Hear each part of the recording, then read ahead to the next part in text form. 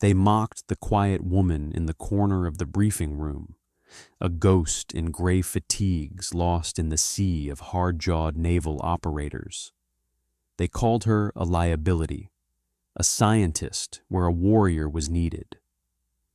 By the time they understood what she was, it was her voice that commanded the abyss itself, and their stunned silence was the price of their survival. This is the story of how a geologist became the most dangerous weapon in the fleet, and how she taught a lesson in humility at the bottom of the world.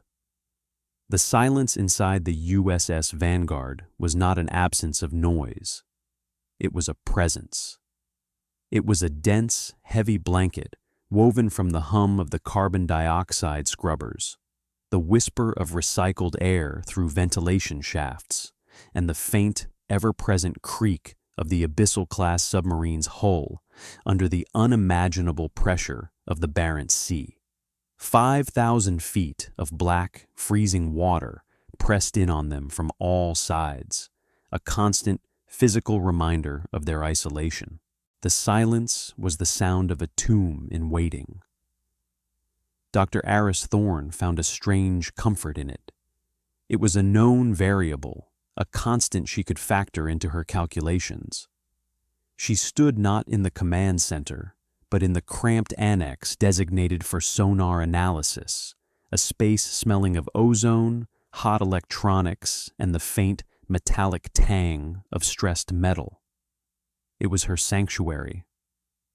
The main sonar suite was a theater of cascading green waterfalls, where operators trained their ears for the faint signature of an enemy propeller, the ghost of a turbine. Aris ignored it. The screens before her displayed something else entirely. They were not waterfalls of sound, but topographical maps of the seafloor, rendered in stark, monochromatic detail.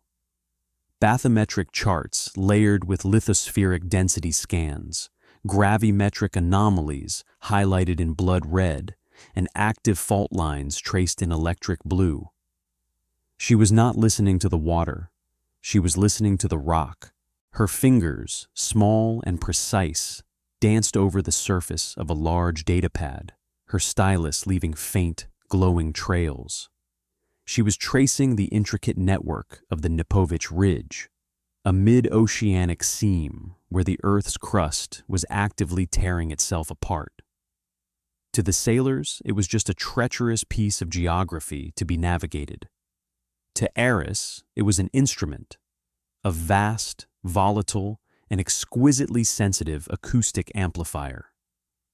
The mission was to hunt the Seraph, a new class of Russian submersible that had achieved a level of stealth that defied conventional acoustic detection.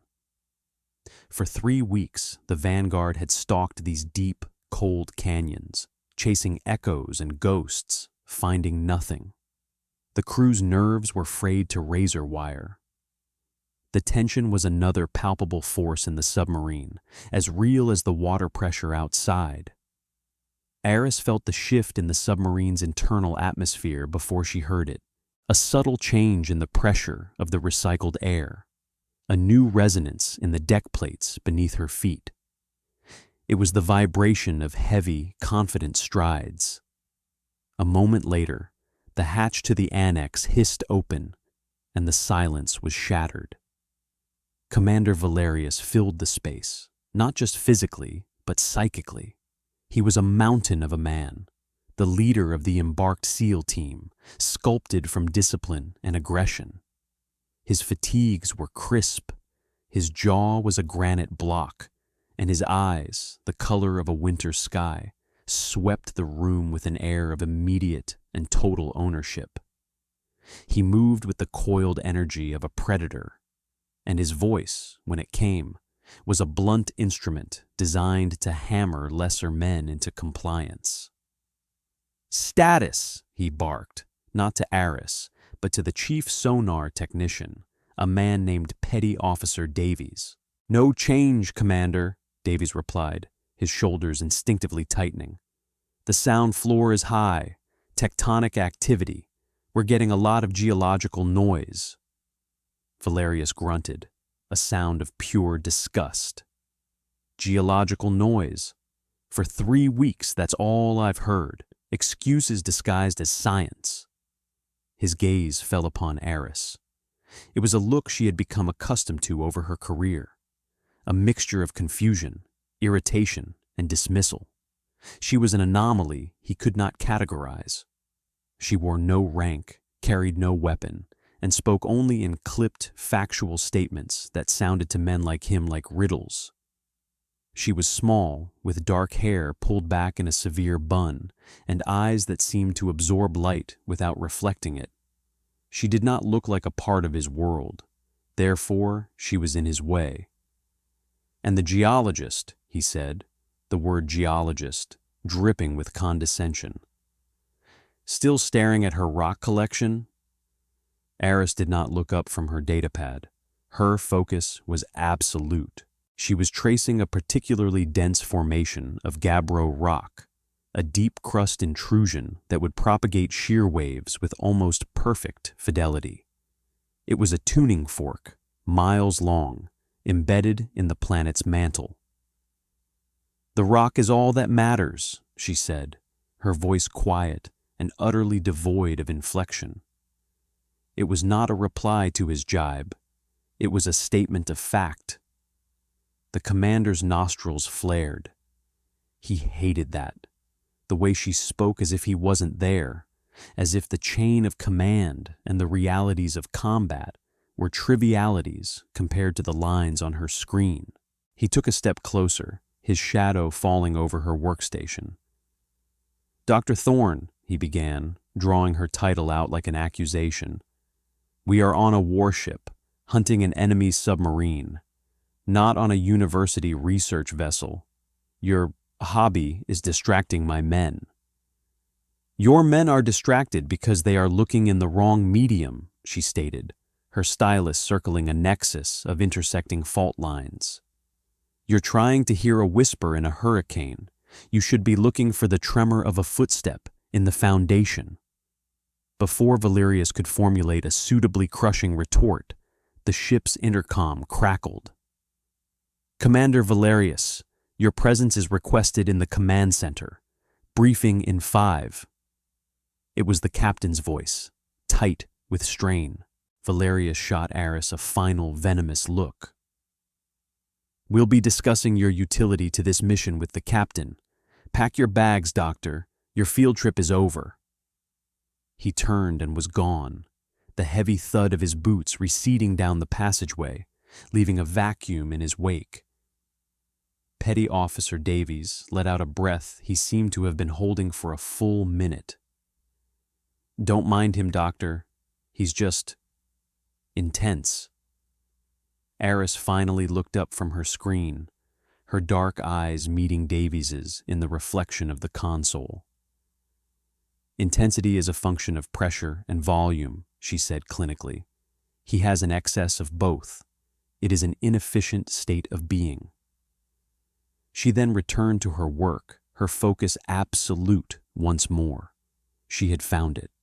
A resonance cascade pathway, a line of weakness and potential stretching for 50 miles along the trench floor, a weapon waiting to be aimed. The briefing room was the heart of the vanguard, a space packed with more processing power than a small city. 3-dimensional holographic displays hung in the air, showing the submarine's position relative to the jagged underwater mountain range. The air was thick with the smell of too many men in a confined space for too long. Commander Valerius stood before the central holotank, a warlord addressing his chosen warriors. His 6-man SEAL team was arranged in a tight semicircle, their expressions a mixture of boredom and predatory readiness. They were clones of their leader in spirit, if not in stature, hard, confident, and dismissive of anything that fell outside their direct experience of warfare. The ship's captain, a weary-looking man named Eckhart, stood to one side, his authority feeling more like a suggestion in the face of Valerius's overwhelming presence. Eris stood in the back, near the bulkhead, her datapad held in the crook of her arm. Her presence was a dissonant chord in the symphony of military precision. She had been summoned by the captain, a last-ditch effort to integrate her unconventional expertise into the tactical planning. It was not going well. "The intel is clear," Valerius was saying, his voice resonating with the self-assurance of a man who had never been wrong. He gestured to a red circle on the holographic map. "High probability zone. The Seraph is hiding in this canyon system. Standard doctrine is search and destroy. We'll close to 10,000 yards, get a firing solution, and put 2 Mark 48s into it. Simple, clean." A low chuckle rippled through the SEALs. One of them, a thick-necked operator named Jax, caught Eris's eye and smirked. He leaned over to his teammate. "Hear that? 2 torpedoes. Guess the rock sniffer's plan to bore them to death with sediment charts is off the table." The other SEAL snorted. The sound was quiet, but in the tense room, it was as loud as a gunshot. Eris's expression did not change. Her mind was processing the flaws in Valerius's plan with the speed of a supercomputer. He was treating the Seraph like a conventional Typhoon-class sub. But all the intelligence, what little there was, suggested it was something new.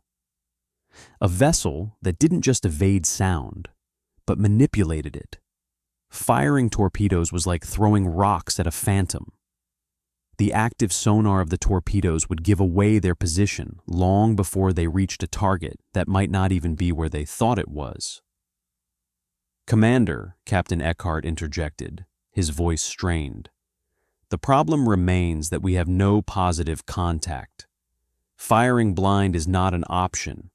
We'd be exposing our position for nothing." "Positive contact is a luxury we don't have, Captain," Valerius countered, turning his body slightly to address Eckhart, but keeping his eyes on the tactical display. It was a subtle, powerful assertion of dominance. "Leadership is about making decisions in the absence of perfect information. We create our own luck." It was then that he chose to make his move, to excise the part of the equation that bothered him most. He turned his full attention to the back of the room, his gaze locking onto Eris. The energy in the space shifted. This was no longer a briefing. It was an execution. "And that brings me to our civilian consultant." He let the words hang in the air, laden with scorn.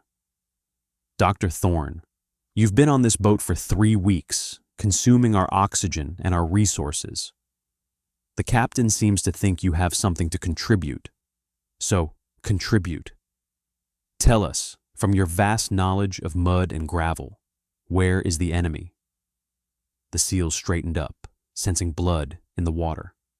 This was sport. They were about to watch their commander tear apart the strange, quiet woman who didn't belong. Eris met his gaze without flinching. Her own eyes were calm, analytical. She was not seeing a commander. She was seeing a system under stress, exhibiting predictable patterns of behavior based on ego and insufficient data. She took a step forward, her quiet footsteps barely audible. "You are looking for the wrong thing," she said, her voice as flat and even as a geological stratum. "The Seraph is not silent. That is a logical impossibility. It displaces mass. It generates heat. It radiates energy.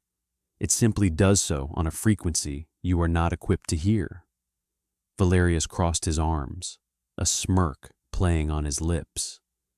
"Enlighten us."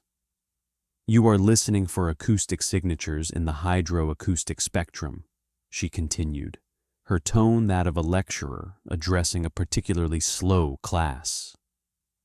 "Propeller cavitation, turbine whine, reactor pump cycles, all in the range of 10 to 1,000 hertz. You are listening to the water."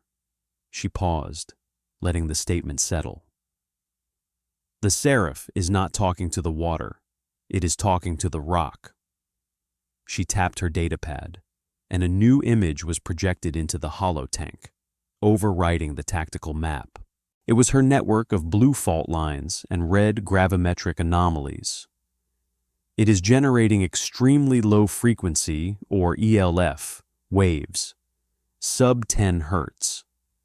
These waves are too long to propagate efficiently through water, but they travel through the Earth's crust with minimal attenuation. It's not running silent. It's whispering through the planet itself. It's using the entire trench as its communication and sensor medium. A confused silence fell over the room. The SEALs exchanged puzzled glances. Jax opened his mouth to make a joke, but something in Aris's absolute certainty stopped him. Valerius, however, was enraged. She had hijacked his briefing, replaced his clean tactical map with her incomprehensible scribbles. She had undermined his authority with esoteric nonsense. "Whispering through the planet?" he boomed, his voice dripping with theatrical disbelief. "What is this, a fantasy novel? We are the United States Navy, Doctor, not a collection of mystics. We deal in steel and explosives." He strode towards her, stopping inches from her face. He was a foot taller, a wall of muscle and menace. He was trying to intimidate her, to use his physical presence to shatter her composure. It was a technique that had worked on admirals and ambassadors. It had no effect on Eris Thorne. She did not step back. She did not even blink. Her gaze remained steady. Her heart rate, she noted with clinical detachment, was unchanged. "Your steel is irrelevant," she said, her voice dropping to an almost inaudible whisper that was somehow more powerful than his shout. "You are bringing a knife to an earthquake. The environment itself is the battlefield, Commander, and you do not understand the terrain." The insult was so profound, so fundamental, that Valerius was momentarily stunned into silence. He, a master of unconventional warfare, being told he didn't understand the terrain? By her? His face turned a dangerous shade of purple. The air crackled with imminent violence. "That's enough," Captain Eckhart said, his voice sharp, finally finding his authority. "Doctor, thank you. Your perspective is noted. Commander, let's stick to actionable intelligence." But the damage was done. Valerius threw Eris one last look of pure hatred. It was a promise. Her time on his boat was over. He turned back to his men, his composure regained, but his eyes burning. "As I was saying," he growled, "we execute the mission as planned. We are warriors. We will impose our will on the enemy. We will not be distracted by academic fantasies." Eris stepped back into the shadows of the bulkhead, her point made and dismissed. She looked down at her datapad, at the glowing blue line of the Gabbro intrusion. Valerius was a fool. He thought he was the predator. He had no idea that they were all trapped in a cage with something far more dangerous, and he was about to rattle the bars. The Seraph wasn't just hiding, it was preparing, and she was the only one who knew what was coming. The crisis did not announce itself with the ping of active sonar or the screech of an incoming torpedo. It came as a deep, resonant thrum that seemed to originate not from the water outside, but from the very bones of the submarine itself. It was a bass note so low it was felt more than heard, a vibration that resonated in the chest cavity and made the teeth ache. On the sonar screens, the waterfalls of green noise did not change. In the command center, the tactical display showed nothing. Yet every man on the Vanguard felt it, a deep primal wrongness. Eris was back in the sonar annex, her hands flat on a console to feel the vibration more clearly. Her eyes were closed. She was parsing the frequency, the amplitude, the the decay of the waveform as it passed through the hull. 1.8 hertz, a sustained pulsed emission, not an engine, not a weapon in the conventional sense. It was a signal, a command. "What was that?" Petty Officer Davies asked, his face pale. "I've never felt anything like it." "That was the tuning fork," Eris said, her eyes snapping open. They were alight with a cold, terrifying fire. "They are pinging the ridge." Before she could explain further, the world tilted violently. A brutal, shuddering blow slammed into the vanguard, throwing men from their stations. It was not the sharp, localized impact of an explosion. It was a massive, shearing force, as if a giant hand had seized the submarine and shaken it like a toy. Red alarm lights flashed, and the klaxon for collision began to scream, a sound that was immediately drowned out by the groaning shriek of tortured metal. "Collision! Brace for impact!" the officer of the deck yelled over the intercom, his voice tight with panic. In the command center, chaos erupted. "Report!" Captain Eckhart demanded, clinging to a handhold to stay upright. "No contacts! Nothing on sonar!" the sonar chief yelled back. "It's not an impact, Captain. It feels like an earthquake." A second, more violent shockwave hit them. This time, the lights flickered and died, plunging the submarine into terrifying darkness, illuminated only by the emergency red battle lanterns and the sparks showering from a ruptured electrical conduit. The hull screamed, a long, drawn-out cry of agony. "Damage control! Report!" Eckhart shouted into the blackness. Commander Valerius was already moving, his training taking over. "This is a new weapon," he roared, his voice cutting through the rising panic. "A kinetic force projector or something similar. They're trying to shake us apart. Helm, all ahead flank. Evasive maneuvers, pattern Delta. We need to get out of the kill box. Weapons, I want a firing solution on our last known contact point. Flood tubes 1 and 2. His orders were crisp, decisive, and born of a lifetime of combat. They were also completely, suicidally wrong. Eris, having braced herself against a bulkhead, felt the ship's powerful engines roar to life, felt the angle of the deck change as the helmsman desperately tried to execute the evasive pattern. She felt the vibration of the hull change, the frequency of its groaning agony rising to a higher pitch.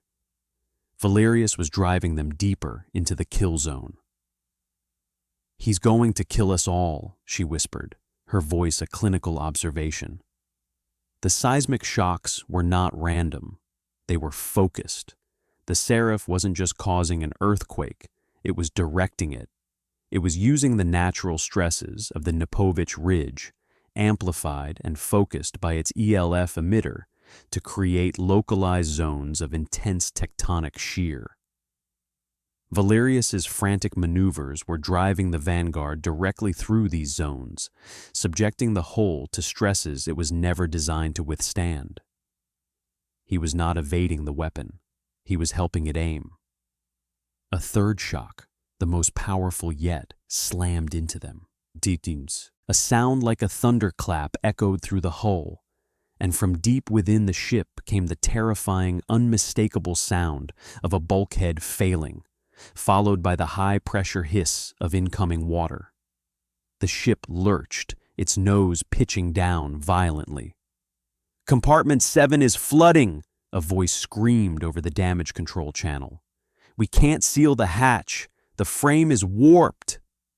Panic, cold and sharp, began to cut through the discipline of the crew. They were fighting an enemy they couldn't see, an enemy that was turning the very ground beneath them into a weapon. Valerius's orthodox tactics were not just failing, they were accelerating their destruction. His reliance on speed and aggression, the cornerstones of his worldview, was a fatal flaw in this new paradigm of warfare. He was trying to outrun an earthquake. He was trying to shoot a geological event with a torpedo. The captain's voice was ragged. "Countermand, all stop. Damage control teams, seal off Sector 3. Try to stabilize us." But it was too late. The ship was in a death spiral, caught in a gravitational and tectonic trap. The groaning of the hull was constant now, the sound of a beast dying in slow motion. Valerius stood in the center of the command center, his face illuminated by the red emergency lights, a mask of disbelief and rage. His methods, the ones that had made him a legend, had failed. His will was not being imposed. It was being shattered, along with the submarine around him. The system had failed. The protocol was useless. The warrior was impotent. In the sonar annex, Aris pushed herself off the bulkhead. The time for observation was over. The time for analysis was over. The models were complete. The variables were known. She walked with a calm, steady gait through the tilting, screaming corridor toward the command center. Men scrambled past her, shouting, their faces masks of terror. She moved through their panic like a ghost, her own expression a mask of cold, absolute focus. She was not panicking. She was a system moving from a passive to an active state. The board was set. The crisis was manifest. It was her turn to move. She entered the command center, and the scene was one of controlled pandemonium. Men shouted reports, alarms blared, and the ship continued its agonizing groan. Captain Eckhart was pale, his hands gripping his command chair so tightly his knuckles were white. Commander Valerius was bellowing orders that were being lost in the cacophony, his authority evaporating with every shudder of the deck. They were paralyzed, trapped in a feedback loop of failed procedure and rising fear. Aris walked past them all, her steps unnervingly steady on the canted deck. She moved not to the captain, but to the central navigation and engineering console, the nerve center of the ship's physical operations. She placed her datapad on the console, its screen glowing with her complex geological models. The quiet click of the device on the metal surface cut through the noise like a scalpel. Every head turned. In the midst of the chaos, her stillness was a gravitational anomaly. She did not look at the captain. She did not look at Valerius. She addressed the terrified young officers at the helm and engineering stations. "Helm, cease all evasive maneuvers. Bring us to a complete stop relative to the surrounding water column," she said. Her voice was not loud, but it had a quality of pure, compressed authority that the commander's roar now lacked. "Engineering, shut down the main reactor. Go to battery power only. I need absolute acoustic silence." "We can't stop," the helmsman stammered. "Our depth—" "Your depth is irrelevant," Aris cut him off, her tone leaving no room for argument. "The pressure gradient is the least of our problems.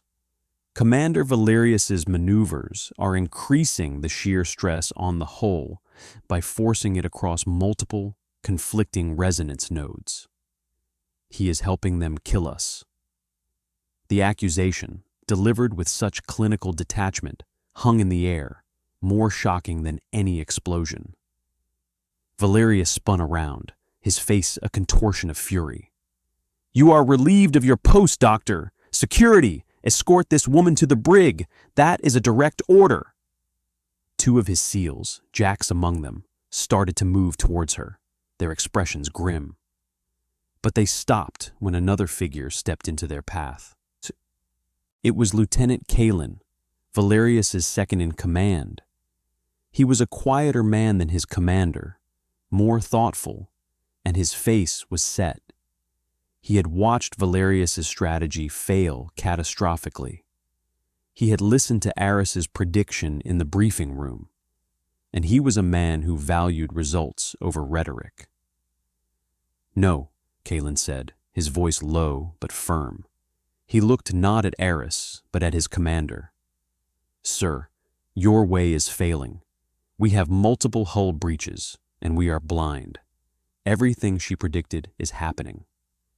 He turned to the other SEALs. Stand down. We do what she says. It was a mutiny, quiet and absolute. The SEALs looked from their furious commander to their resolute lieutenant, and then to the small, calm woman at the console.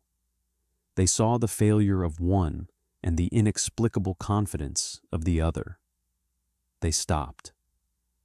Authority, in that moment, ceased to be a function of rank and became a function of competence. It flowed away from the shouting commander and coalesced around the quiet scientist.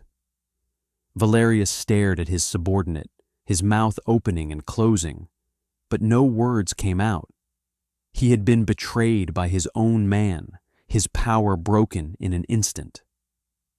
Captain Eckhart looked at the chaos, at Valerius's impotent rage, and at Aris, who was already keying commands into the engineering console, her focus total.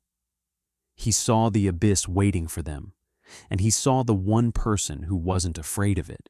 He made the only decision left. Do it, Eckhart said, his voice a ragged whisper. All stations, you will follow Dr. Thorne's commands. Give her the helm. Give her everything. Eris did not acknowledge the transfer of power. She had already assumed it. Helm, I need a new course. 279er degrees. Use thrusters only. Minimal power, she commanded. Sonar, prepare to transmit on my mark. Active pulse, narrow band. Frequency 1.8 Hertz. Focused on azimuth 113. Declination 40 degrees. You will target the coordinates on my data pad. The sonar chief stared at her. Ma'am, that's not a contact. That's a rock formation. And 1.8 Hertz. Our transducers can barely generate that. It's solid rock. I am aware, Eris said, her eyes fixed on the screen. I am not hunting them. I am tuning the battlefield. She was now in her element. The submarine was no longer a warship. It was a scientific instrument, and she was its sole operator. The fear in the room began to recede, replaced by a stunned, disbelieving silence as the crew watched her work. She did not command them. She simply stated the next necessary step in a complex equation, and they, seeing no other path, complied. The turn was complete. The ghost was in command. The Vanguard fell silent. The roar of the reactor and the hum of the turbines died, replaced by the faint, ghostly whine of the battery-powered systems. The submarine hung in the black water, a dead thing, bleeding atmosphere from its wounded compartments. The groaning of the hull subsided, the external stresses lessened by their stillness. In the red-lit command center, the only sounds were the hushed voices of the crew confirming Eris's orders and the soft tapping of her fingers on the console. She was not a commander, but a conductor, preparing her orchestra for a symphony of destruction. Helm, are we steady on course 279er? She asked, her voice a calm anchor in the tension. Steady on 279er, ma'am, the helmsman replied, his voice laced with a new, strange kind of respect.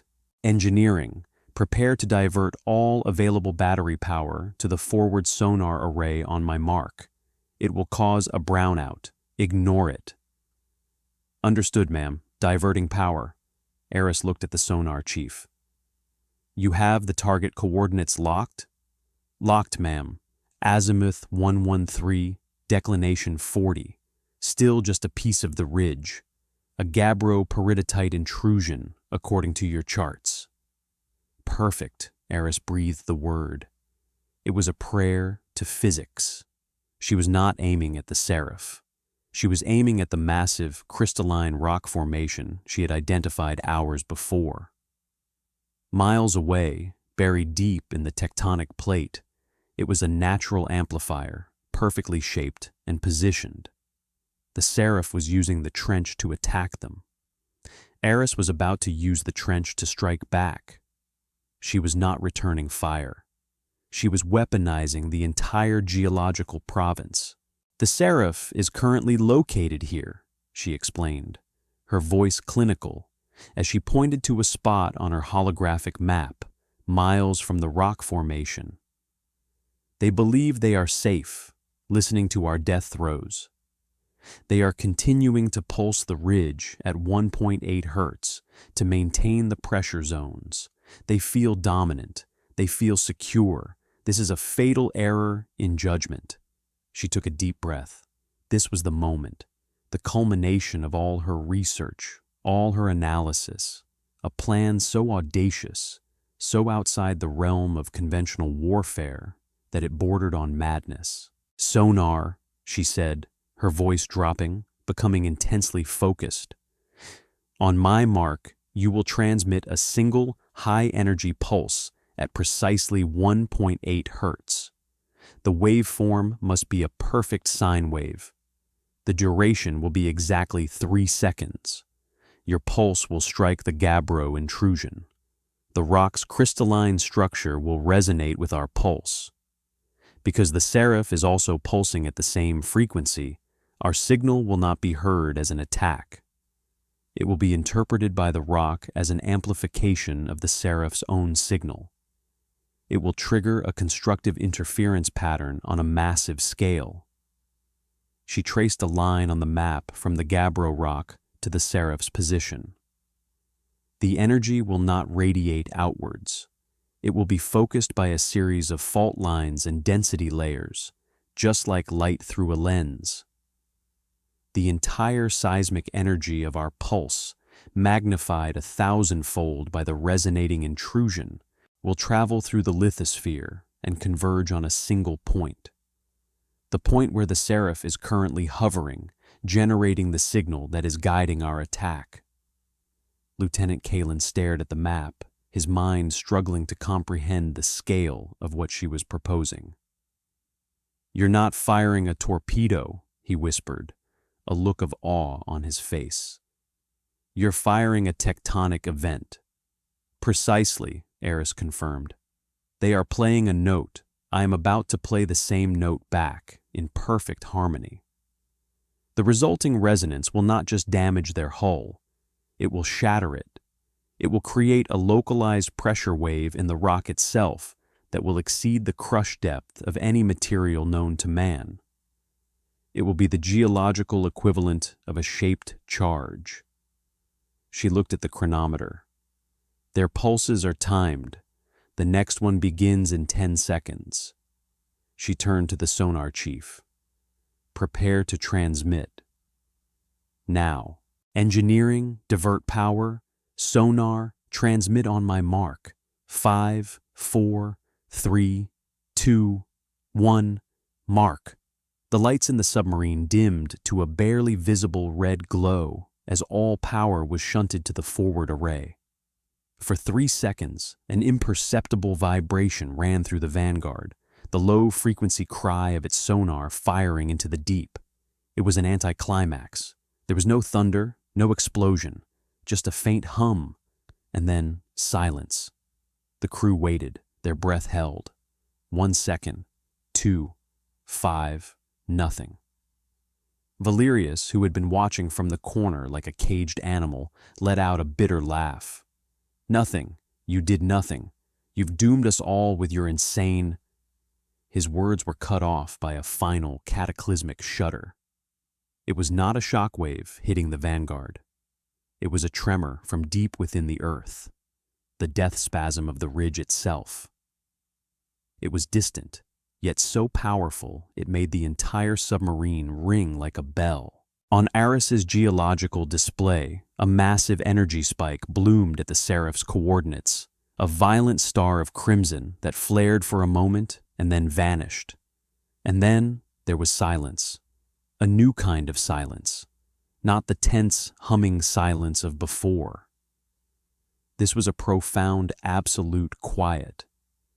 The 1.8 hertz thrum that had been vibrating in their bones for the past hour was gone. The geological noise that had plagued the sonar operators for weeks had ceased.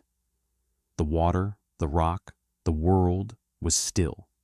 It was the silence of a completed act, the silence of the void. The sonar chief stared at his screen, his face a mask of disbelief. "Ma'am," he stammered, "the hostile emitter, it's gone.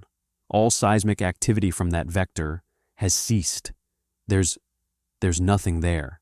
The sound floor has dropped to zero. It's just quiet." The Seraph was not just gone. It had been erased from existence, crushed into a ball of scrap, and entombed in 10,000 feet of rock by a weapon made of physics and stone. There was no wreckage to find. There was no black box to recover. There was only a grave, miles wide, at the bottom of the ocean. The threat was neutralized. A long, collective breath was released by the crew of the Vanguard. They had been to the edge of the abyss and had been pulled back by the small, quiet woman they had dismissed as a liability. They looked at her, standing by the console in the dim red light, her expression unreadable. She was not triumphant. She was not relieved. She simply looked at her screens, confirming the data. For her, it was not a victory. It was a successful experiment. The equation was solved. Into that profound silence, a new sound intruded. The crackle of a high-priority communications channel, a secure link that had been jammed by the Seraph's low-frequency interference, now suddenly clear. A blue light flashed on the communications panel. "Incoming priority 1 message," the comms officer announced, his voice hoarse. "From Commsublent, Admiral Jorik." Captain Eckhart, looking 10 years older, nodded weakly. On screen, the main holographic display, which had shown Aris's geological maps, flickered and resolved into the stern, weathered face of a 4-star admiral. Admiral Jorik was a legend in the fleet, a man known for his strategic genius and his intolerance for failure. His eyes, sharp and intelligent, scanned the damaged command center, taking in the scene of barely averted disaster. He did not ask for the captain. He did not acknowledge the commander. His gaze found the one person he was looking for. "Report, Black Talon," Admiral Jorik said, his voice calm and resonant. The name dropped into the silent room like a depth charge. Black Talon. It was a designation whispered in the darkest corners of naval intelligence. A ghost. A myth. An operator so secret their existence was officially denied. A weapon system that wasn't a ship or a missile, but a person. Commander Valerius froze. His face, already pale, went sheet white. The blood drained from it, leaving a mask of pure, unadulterated shock. He stared at Aris, at the small, unassuming woman he had mocked, belittled, and tried to have arrested. He saw her not as a geologist anymore, but as something else entirely, something terrifying. His SEALs, men who feared nothing, looked at her with a new expression. Awe, bordering on fear. They had not been in a briefing with a scientist. They had been in the presence of a legend, and they had laughed at her. Aris met the Admiral's gaze on the screen.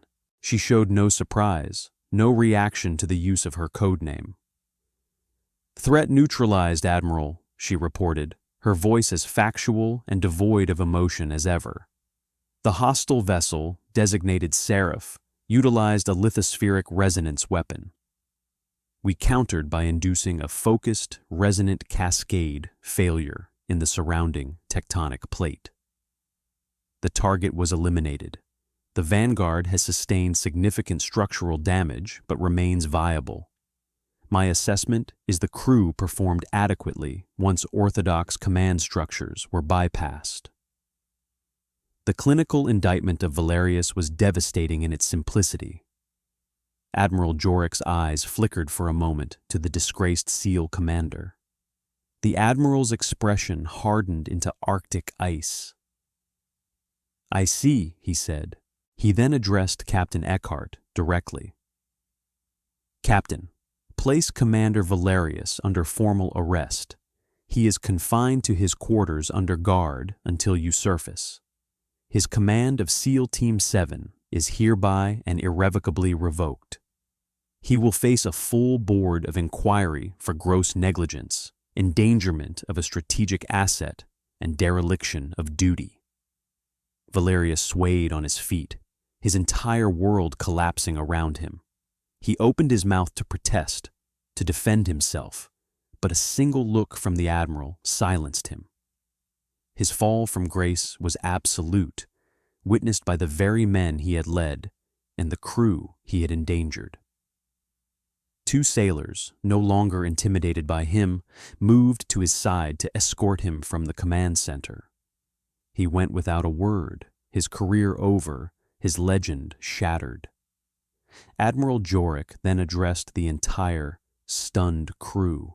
His voice was cold, hard, and intended to educate. "For those of you who are confused," he began, "let me be perfectly clear. Dr. Eris Thorne is the operational lead of Project Black Talon. Her specialization is not geology. It is environmental warfare. She does not study landscapes. She weaponizes them.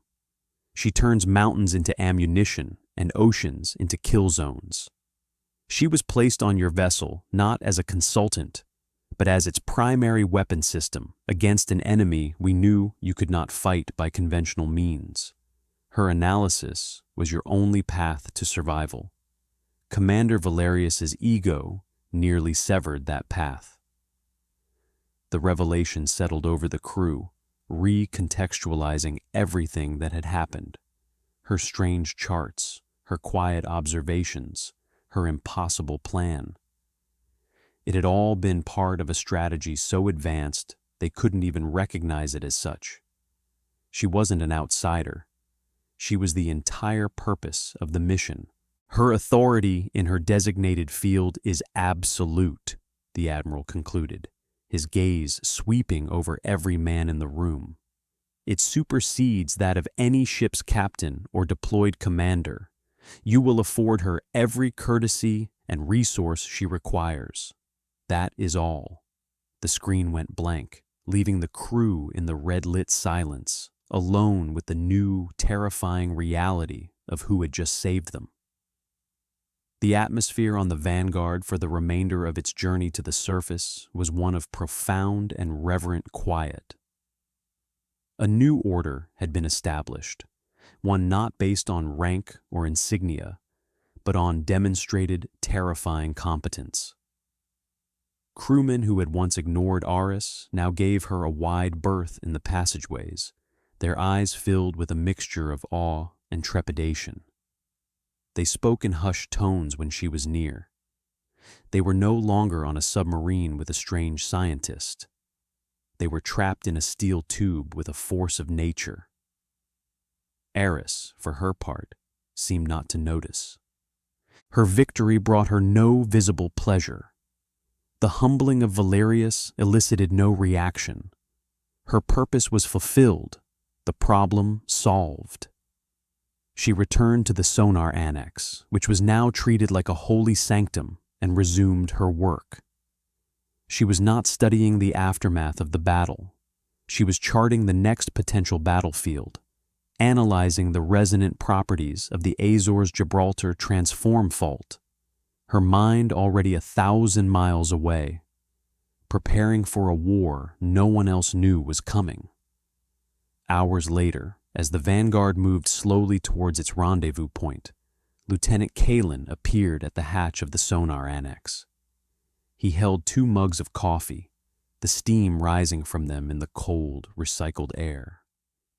He did not speak at first, just stood there, watching her work.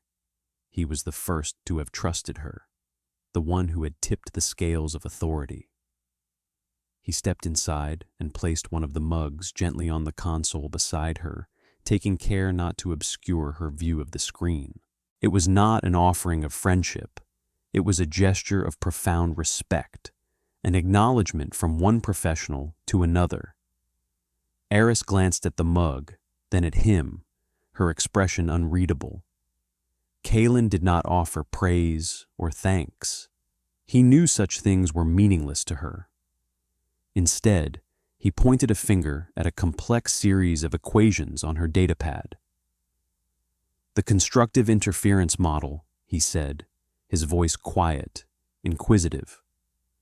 "You factored in the thermal expansion coefficient of the mantle rock itself, didn't you, to calculate the final focal point?" It was not a challenge. It was the question of a student seeking to understand a master's work. Eris looked at the equation, then back at him. A flicker of something, perhaps the barest hint of professional acknowledgement, passed through her eyes. She gave a single, almost imperceptible nod. That was his answer. That was all the confirmation he needed. He nodded back, a silent understanding passing between them. He had seen not just what she did, but how she did it. He understood, and in that understanding, the new hierarchy was cemented. He finished his coffee in silence and left her to her work. When the Vanguard breached the gray, churning surface of the North Atlantic, a lone V-22 Osprey was already circling overhead, waiting.